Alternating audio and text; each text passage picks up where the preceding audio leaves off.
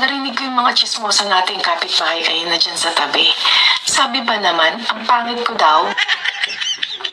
Alam mo kasi mahal, ang kagandahan ng isang babae ay hindi nakikita sa panlabas. Kaya kung ako sa'yo, huwag ka na lang lalabas. Napakahayop mo talaga.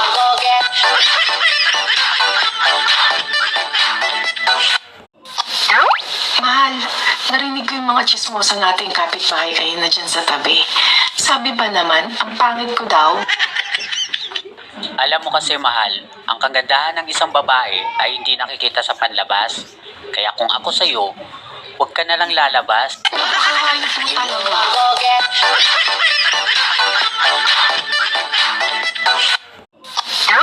Mahal, narinig ko yung mga tsismosa nating kapitbahay kayo na dyan sa tabi.